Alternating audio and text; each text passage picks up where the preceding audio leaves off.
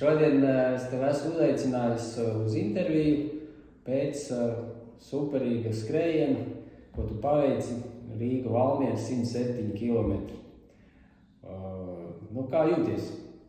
Jūtos ļoti labi. Es tagad varu teikt gandarīt par to, ka mērķis bija, gribēju finišēt un finišēju. Tā kā jāsaka paldies tev par to treniņu plānu, kā saka, lai vismaz tiktu līdz finišam, kā saka.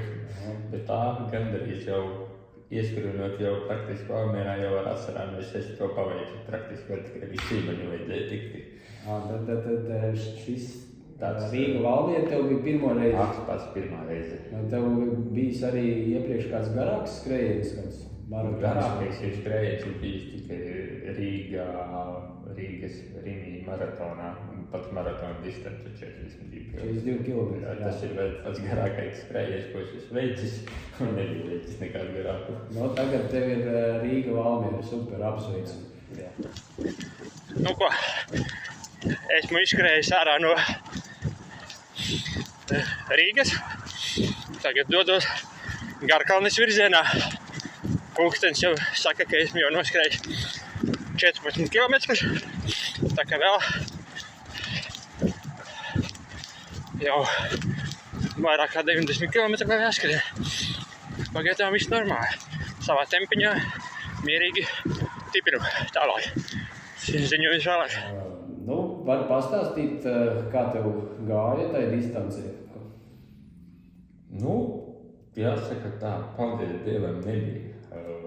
Tā kā jau lasot komentārus ar tiem, kas izstājās, tur ir siena un nevar beigt izskriet, bet bija, kā saka, foršas emocijas, foršas ir tie katrā kontrolpunktā tie brīvprātīgie, kas, kā jāsaka, uzmundrināja pat reizēm dzīve tālāk. Pirmie posmi, protams, kā jau esmu noskrējis pēc pirmos 40 km, ļoti viegli gāja. Varbūt tādēļ, ka apakšā bāzi ir forši skriet, un pēc tam atlikušies. Jau paskatījuši, ka man no 60 km pēc sākās tādas grūtākas posmas. Ka to es nevaru paskriet, bet es zinu, ka es to varu ātri arī kas ir apakšā un varu līdz finišam tikti. Tāds, ļoti patīkams, piedzīvojums, varbūt ir garākie posmi, domas ar sevi, bet ir arī tie paši skrējēji, visi ir apkārt, vēļi ietūktā tajā brīdī skrien un tad apstājies, un tad daudzi vai uzprasa, vai viss kārtībā arī tas ir vajag apskatā, ka neesam pamesti maliņā, ka varam pārbaudīt, vai vispār, kalniņš augšais, bet piebremzēja, lai tas tur augšā. Bet tāds bija iespēja ļoti, ļoti pozitīvs. Ka jau jānāk prātā, varbūt nākamreiz atkal jāmēģina. Labi. Tā, tikko ieskrēju Garkalnē, stuvojos pirmajam kontrolpunktam, kur arī kaut ko mazliet uzēdīšu kāds auglīti, un tad jau skriešu uz nākamo kontrolpunktu. Jātiekās ar atbalstu personām, kas gaida tagad kontrolpunktā. Tā kā jau pusmaratons, 21 km ir veikts no 107. Yes. Kas bija tāds izaicinošākais tavā posmā viss no sagatavošanās līdz pat finišam? Izaicinošais notiek tas, ka tie treniņi jāmēģina taisīt tumsā, rīta treniņš, agrējs treniņš, jo parasti tu vai pa dienu skrien vai vakarā, kad tev laika ir, tad nav tāds ieplānots, un tad tajā brīdī arī tas, kā tev tas ķermenis, kā viņu piecels arī no rīta, lai varētu zināt, tagad mums vajag uztaisīt treniņu no rīta pusstundas, tā teikt. Tas tāds, kā organisms reaģēs pašam, bet tā bija tīri, laikam, ka tas viens ģenerāli mēģinājums uztaisīt, tā kā laikam bija kārtībā, jo arī pēc dienā, ka tu kaut ko pasnaudi, un pēc tam, kad ir starts, miegs nereizi nenāca, kamēr finišē. Tā, sēnīte ir noskrieta, jau viss griežos uz Valmieras pusi. Tā kā 30 kilometri. Tad pāri jau noskrieti, palikuši 97 vai 37 noskrieti, 90 vēl aiziet. Un pastāsti varbūt par sevi, par savu ikdienu, ar ko tu nodarbojies, kāda tev ģimene, kā tev mājas apstākļi. Jā, pats es esmu mērnieks, man jau tā apkārt jāsteigā visur, kuru pa krūmiem, pa pļavām, pa mežiem. Gandrīz var teikt, ka tāda kā orientēšanās, kā daudzi tie rogēni, man tikai jāmeklē īpašuma robežas mežā vai pļavā vai visur, kur kaut kas līdzīgs ir, protams, bez lielās skriešanas tādā veidā. Jā, kā jau pat. Tā, jau, cik to 55 kilometri noskrieti, puse distance veikta, diemžēl jau otrā puse paliek grūtāka. Jau iet lēnāk, bet ceļš jau vairāk kā puse ir. Ģimņi ir tagad 8 kilometri un būs Braslā. Tā kā viss iet uz priekšu, kaut arī padruķiņi, bet uz priekšu. Pašam ir 2 mazi dēļi, kas arī ar savu piemēru rādīt paraugu, kustēties vajag. Ka nav jābeidzās, kas aktīvi dzīvesveids ir baigi forši, jau mazie nevar sagaidīt stirnubuku, kad būs. Tādā veidā, tā kā, mājās viss arī, tā kā, Tev atbalsta, ka jau visi tāds garie treniņi. Garie treniņi jau jāpasaka laicīgi, es būšu tur, būs atpakaļ pa laiku, ka jūs varbūt jau celsieties augšā, kāds ir bijis.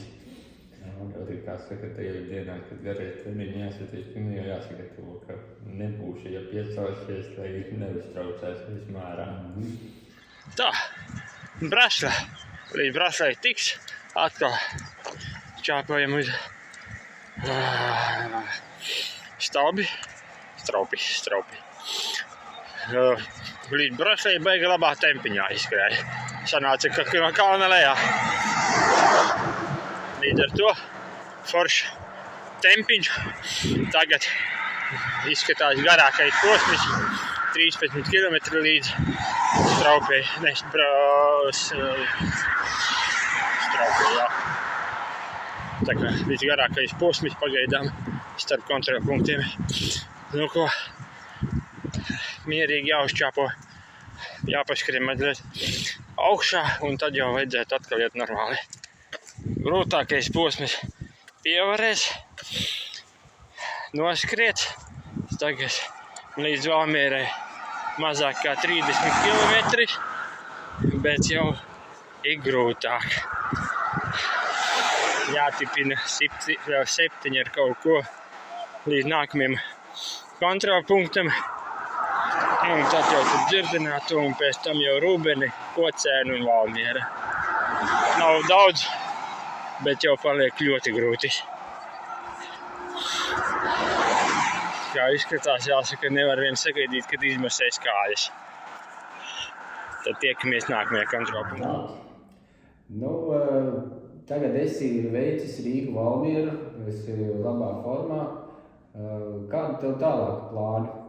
Tagad nākamais ir, kā jau esi pieteicies, Rīgas pusmaratonam. Nepieteicos maratonam, jo nevarēju zināt, kāds viņš būšu. Tas sanāk noskriet pēc 2 nedēļām jau tas nākamais posms. Tā kā skatīsies, kā noskries to pusmaratonu. Un tad jau pēc nedēļas vieglais skrējiens Stirnubuks ar maziem. Pat mazākā distance.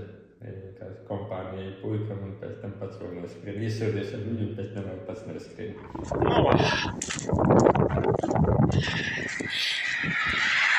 Dubult maratons noskriet. Vairs tikai 22 km līdz Valmierai. Nākamā pietura Rūbene. Pēc 9 kilometriem. Un tad jau Valmiera turpatās rokas stiepumā attālumā. Tā, garām Rūbenes kontrolpunktam. Vairs 6 km līdz Kocēniem pie 100 km atzīmes. Un tad jau vairs vēl 7 km. Tā kā tagad dodos pirmspēdējo kontrolpunktu. 100 kilometrs veikts. Vairs tikai pēdējie 7 kilometri līdz Sīmiņu baznīcai, un esmu godam skrējienu soļojumu izturējis. Tagad, kā saka, tiekamies pie Sīmiņa. Nu, super, Jāni. Paldies tev par dalīšanos. Un nobeigumā gribēju uzprasīt, kāds tev būtu novēlējums mūsu skatītājiem, klausītājiem, kuri arī trenējās un varbūt vēl nav līdz tik garām distancēm tikuši, bet varbūt priekšā tiks. Ja, kā saka, ja kaut kā tāda muļķīga doma vienā prātā, vajadzētu vienreiz dzīvē pamēģināt, ja? No tā nevajag baidīties, jo nosaukums ir skrējienu soļojums. Tu vari pusi distanci noskriet, otru pusi noiet, vai jūs sākumā noiet, un tad noskriet. Atkarībā kā vēlāk, bet tas sagatavot, pašam sagatavot kā sevi, lai nav tā tukša dūšā vienkārši iet un pēc tam visi stāļas ārā. Tas, ja mēģinu un gatavojos, tad pēc tam ir tas emocionālais gandarījums, ka esi finišējis, ka esi pievarējis to visu garo distanci.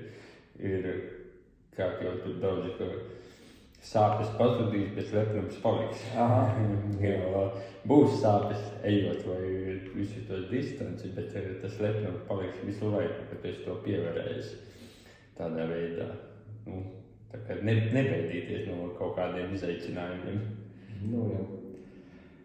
Super, Jāni. Paldies tev, ka atnāc uz interviju, un tad turpinām trenēties un piedalīties citos garos skrējienos. Garos, un tad jau arī, laikam jāmēģina nākamgad atkal nedabūs rezultātu.